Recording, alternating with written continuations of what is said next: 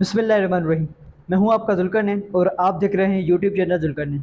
तो आज भी हम लेटेस्ट जो अपडेट्स हैं, जो डेवलपमेंट्स हैं पिछले कुछ दिनों की, वो आपके साथ शेयर कर रहा हूं। तो सबसे पहले ये है कि जो गुज़िश्ता रोज़ पाकिस्तान तहरीक-ए-इंसाफ की जानिब से इमरान खान साहब की हिदायत के मुताबिक मुल्क भर में फ़लस्तीन से इज़हार यकजहती के तौर पर दिन मनाया गया। और कल बाद नमाज जुम्मा मुल्क के मुख्तलिफ़ बड़े बड़े शहरों में और छोटे बड़े शहरों में, छोटे गाँव, बड़े शहर, हर जगहों पर रैलियाँ निकाल कर इमरान खान साहब की हिदायत के मुताबिक फ़लस्तीन की आवाम से, फ़लस्तीन से इज़हार यकजहती की और पैगाम दिया कि हम मुसलमानों के साथ हैं, हम अपने हकूक़ लेना जानते हैं। उसके अलावा लेकिन ये मौका था कि हम मुसलमानों से इज़हार यकजहती कर रहे थे, लेकिन अफ़सोस के साथ कहना पड़ता है कि जो निगरान हुकूमत है, जो फ्रंट लाइन पर, पीछे तो कौन है, कुछ क्या कौन क्या कर रहा है सबको पता है, लेकिन फ्रंट लाइन पे तो निगरान हुकूमतें हैं। सबसे पहले पंजाब की या केपीके में तो ऐसे ही सिस्टम चल रहा है। उसके अलावा अगर देखें तो निगरान जो वफाकी हुकूमत है, वो भी इसी तरह। तो इस्लामाबाद में गिरफ्तारियाँ हुई पीटीआई की, पीटीआई के कारकुनान को गिरफ़्तार किया गया। लाहौर में बड़ी तादाद में गिरफ्तारियाँ हुई, पेशावर में गिरफ्तारियाँ हुई और इस तरह दीगर शहरों में भी गिरफ्तारियाँ हुई। ये क्या पैगाम दे रहे हैं हमारे लोग? यहाँ से सीधा यही पैगाम है हमारी जो हुकूमतों से कि हम इसराइल के साथ हैं, क्योंकि फ़लस्तीन के तो हक़ में है वो जो प्रोटेस्ट।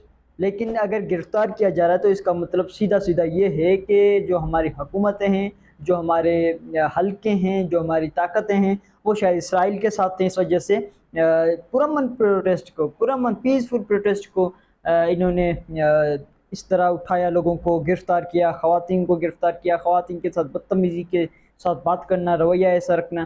तो ये सब कुछ क्या पैगाम जा रहा है कि किस तरह हो रहा है।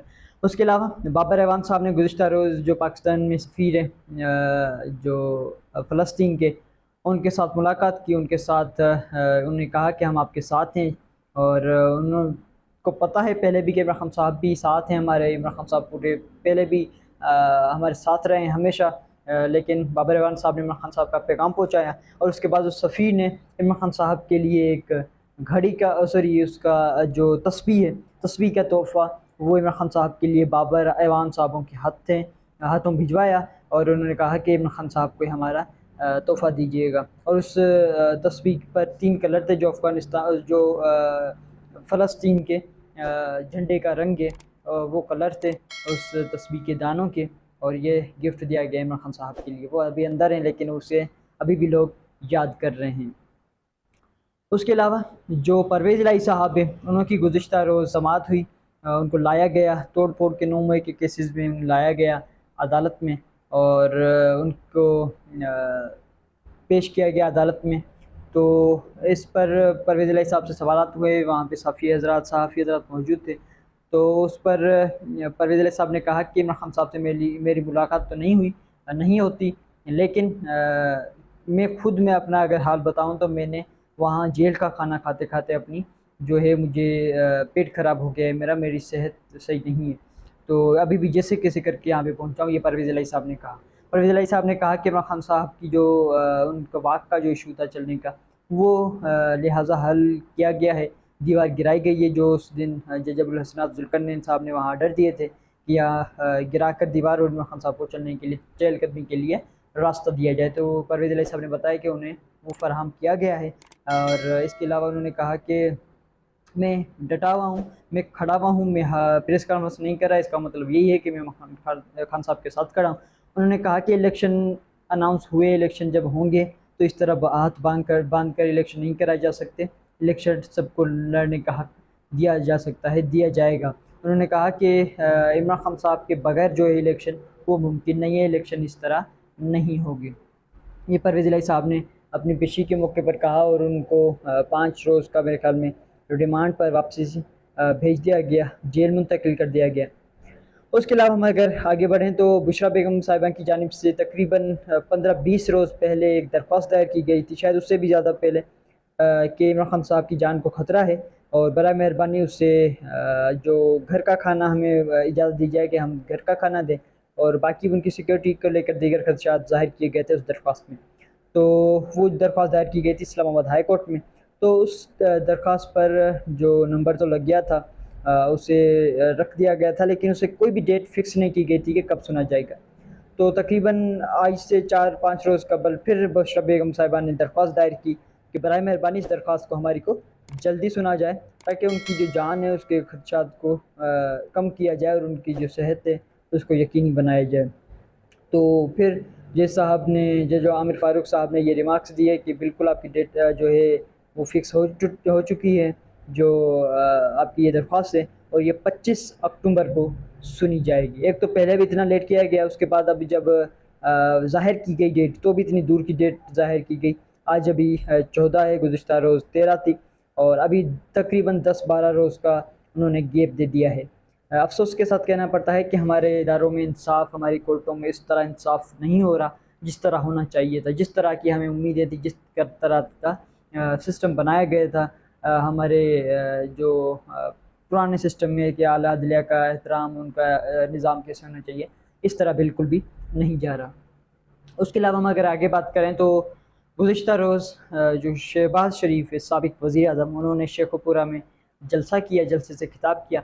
वही इनकी भड़कें, वही बातें कि नवाज़ शरीफ आएगा, वो बना देगा पाकिस्तान, वो ये कर देगा, वो आटा सस्ता, चीनी सस्ती, ये वो तमाम सब कुछ का उन्होंने कहा कि 21 अक्टूबर को एक मरतबा फिर जो है मीनार पाकिस्तान सजेगा, मीनार पाकिस्तान पर सबको आना पड़ेगा। ये उन्होंने बहुत बड़ी-बड़ी बातें कही। शहबाज शरीफ साहब, आप ये सब तो बातें कर रहे हैं, लेकिन ये बात भी तो बताएं, आपने 14 माह में, 15 माह में आपने क्या कारकर्दगी की? आपने कुछ तो उनका भी बता दें कि हमने 16 माह हुकूमत की है, ये हमने किया। कुछ थोड़ी चीज़ें तो बता दें। सिर्फ ये भट्टे मार रहे हैं कि नवाज शरीफ आ जाएगा, वो पेट्रोल सस्ता करेगा, वो ये करेगा। आपने भी तो ये कहा था कि आप आएंगे और पेट्रोल का जो लीटर है वो 70 रुपये हो जाएगा सिर्फ। लेकिन कहाँ गए वो भड़के, कहाँ गई वो आपके वादे? ये सिर्फ आप पहले करते हो वादे, लेकिन जब उनके वफा का वक्त आता है तो आप भूल जाते हो, आप अपनी अय्याशियों में डूब जाते हो, आप आवाम का भूल जाते हो। तो लिहाजा इस मरतबा आपको आवाम बिल्कुल भी सपोर्ट नहीं करने वाली, और आपको पहले भी मुँह की खानी पड़ी है। और जिस दिन नवाज शरीफ आएगा तो भी एक बहुत बड़े पैमाने पर आपको ये देखने को मिलेगा कि, क्योंकि अभी से आपको देखने को मिल रहा है, गुज़िश्ता रोज़ एक वीडियो वायरल हुई कि स्कूल के तलबा थे, वो जब कॉलेज स्कूल से बाहर निकल रहे थे, जा रहे थे, रस्तों पे इन्होंने खर्च किया हुआ है, पैसे किए हुए हैं, पेना फ्लेक्स लगाए हुए हैं। तो वो बच्चे जिनको सियासत कहते हैं ना, बच्चे तो सियासी गैर सियासी होते हैं, उन्हें कुछ पता नहीं होता, लेकिन वो भी चप्पल उतार उतार के मार रहे हैं, वो फाड़ रहे हैं और पता नहीं क्या क्या कर रहे हैं, गिरा रहे हैं नीचे, बहुत कुछ कर रहे हैं। तो ये आपकी रह गई है इज़्ज़त। क्यों खामख्वाह नवाज शरीफ को लाकर मुल्क में और भी बेइज्जती करवानी है? आप तो पहले भी करवा रहे हैं सब, लेकिन उसको भी करवाना है। ये आपको क्यों ऐसा लगता है कि नवाज शरीफ आके सब कुछ कर देंगे? नहीं होगा कुछ भी। आप पहले भी आपने भड़के मारी हैं, आपने सिर्फ मुल्क का नुकसान किया, इस मरतबा भी आप सिर्फ मुल्क का नुकसान करने जा रहे हैं। उसके अलावा नून लीग के जो शरीफ ख़ानदान की एक और भी बड़ी बात सामने आई है, और इसको तकरीबन 3 दिन हो चुके हैं बाहर आए बात कि जो मरीम नवाज़ साहिबा का जो बेटा है, जो सफ़दर साहब का बेटा है, जुनैद सफ़दर, उनकी जो 2021 के दिसंबर में मेरे ख़्याल में हुई थी उनकी शादी, और उनका जो वलीमा हुआ था वो पाकिस्तान में ही हुआ था, और बहुत बड़े खर्च किए गए थे, बहुत बड़ी महंगी होटल में प्रोग्राम रखा गया था। हर कोई अपने बच्चों की भले खुशियाँ मनाए, लेकिन कम अज़ कम अपने पैसों से मनाए, हमारे पैसों से नहीं, पाकिस्तानी कौम के पैसों से नहीं। तो बहरहाल वो गुज़िश्ता 2 दिन पहले, 3 दिन पहले पता चला कि जो आयशा हैं और इनके जो मरीम के बेटे हैं जो जुनैद, उनके बीच तलाक हो गई है। और इसकी तस्दीक जो जुनैद सफ़दर ने खुद ने की। उन्होंने बताया कि हाँ, हमारी तलाक हो गई है, ये बात दुरुस्त है। उन्होंने कहा कि हमारी ये जो बात है इसे मीडिया ना लाए, मीडिया इस पर हमारी प्राइवेसी का ख्याल रखे।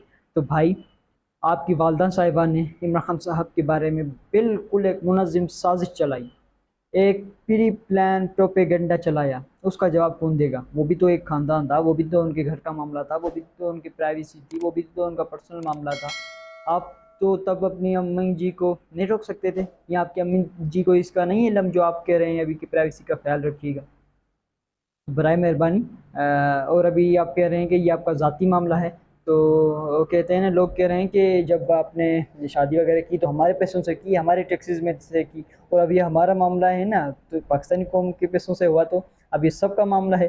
और आप कह रहे हैं कि अपना मामला है, पर्सनल मामला है, तो बराए मेहरबानी अपनी अम्मी जी को ये समझाएं कि कभी इस तरह नहीं करना चाहिए, क्योंकि इससे कबल भी अल्लाह ना करे, लेकिन आपने बहुत बड़ी बड़ी ऐसी चीज़ें कही हैं। अल्लाह ताला की लाठी बेआवाज़ है, अल्लाह ताला बदला लेता है। अल्लाह ताला जब सिखाता है, सीख देता है, जब वो सबक देता है तो वो इसी तरह लेता है। और आपने तो पता नहीं क्या क्या करवाया है, बस अल्लाह ताला सब पर रहम फरमाए अपना। लेकिन आपने जो इस मुल्क के साथ किया है, इस कौम के साथ किया है, इन लोगों के साथ किया है, वो नाकाबिल बर्दाश्त है और वो पूरी कौम के सामने है।